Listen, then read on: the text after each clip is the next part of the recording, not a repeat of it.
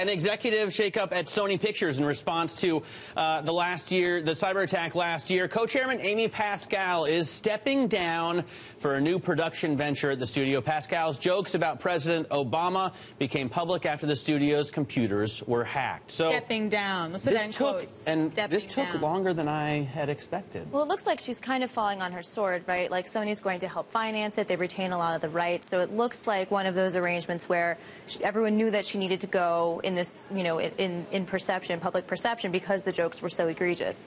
My objection, though, is this reminds me of in the crisis when you had CFO of Citigroup, Sally Krawcheck, and you had Zoe Cruz and Erin Callan and all the women who got kind of thrown under the bus because they were, you know, high up enough to blame. And this is the only executive that I know of from Sony who's been fired. Is there anyone else? Right, and they didn't even make racist jokes about the president, right? And she wasn't alone in those emails either. Yeah. Exactly. No, although I honestly think it could end up being an opportunity because she's starting her own company. It's going to have theater, it's going to have television and movies. Realistically, how can she be dealing with Hollywood stars right now to attract them? Really? But how should do that for TV? You need to do that for TV now, arguably, right? Arguably, although there is more bandwidth as far as who you could attract or what types of movies. I mean, look at or what types of shows. Think about Fresh Off the Boat, which is gaining a lot of popularity now. Not exactly, you know, the classic, you know, the Brad Pitt that's making this, you know, a popular show right now. So, I mean, I think that there is more leeway, and possibly this could be a really good opportunity for her. She does seem like the kind of woman who lands on her feet. All right. The cream often rises to the top. No?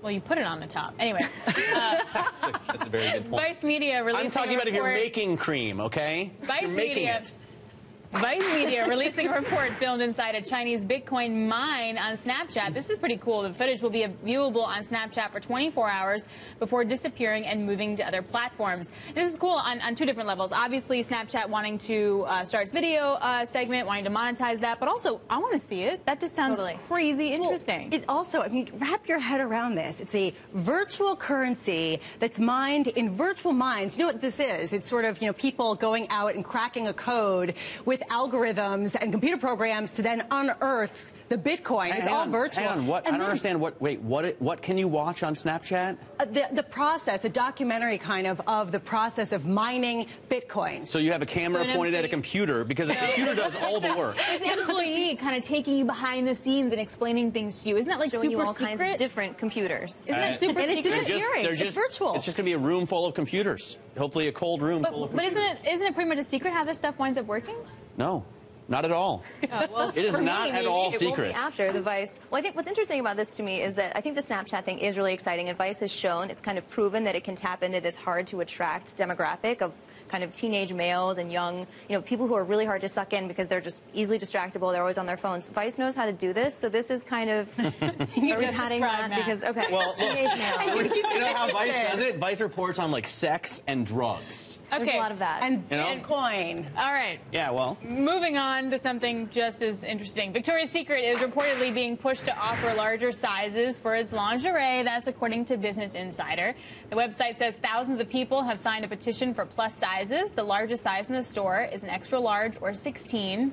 Matt, you had to go confirm this for yourself, unfortunately. Well, I heard about this and I thought, surely they make large enough underwear already, and you don't want to see it get too large, right? But I went over to Victoria's Secret and I bought a pair of extra large panties. And? Apparently women's size 16. They're not really that big. Up, isn't it? Yeah, he's going to hold it up. Yeah. Don't. At least he didn't put them on. I'm being told not to hold them up. Our producer is not yelling at Matt. They're not very big. And it turns out that it's only a 35-inch waist. I have a slightly bigger waist. I think that, frankly, you can't have everything. Victoria's Secret is a very popular brand. It accounts for about 35% of the lingerie industry. I mean, they've got to cater to everybody if that's what they want to do. Well, if they want to be broadly popular. But do they need to? They don't need to, obviously. So you're saying that they're making you're saying you think they're making a poor business decision? Well, yes, I do. Actually cites that. They say that last year there are 100 million plus-size women who spent $17.5 billion on clothing last year alone. So that is that's a sizable market opportunity. So you're to your point, you know, if they want to optimize their market penetration, they need to go and actually try to go to the people. And I mean, I think that does make sense, but it depends on what kind of brand you want. And they, certainly have had this kind of. But I mean, bottom line, if it makes them more money, they're going to do it, right? Go, move on. Won't it make them go? Move on. Oh, that's the producers yelling at me to move on. They really freaked out about the underwear. All right, Harvard University banning professors from having. By the way, speaking of freaking out, Harvard University banning professors from having sexual or romantic relationships with undergraduates. Many colleges discourage, but don't ban sex between professors and students. By the way, it's also romantic relationships, so not just sex. Like, they can't read poetry to each other. They can't take each other to drive-in movies. Wait, is that true? Or you they can't share root beer float, 2 straws. Explicitly now illegal. No. I think what's interesting about this, one of the many things, is that people already thought that this was codified, but it's not. It's not actually in the rules, and there's no real explicit punishment for this kind of behavior. And because of that, the lines are really blurred. So I think, Yale's done this, University of Connecticut. We've seen a lot of progress in this front because of, in large part, because of... Wait, is it progress? Why? You are also against professors having romantic relationships with consenting adults who are students. Should we just get a show where we talk about issues? You can catch that show later on Snapchat. All right, thanks, guys. Mary, Lisa, thank you so much. We're going to keep talking.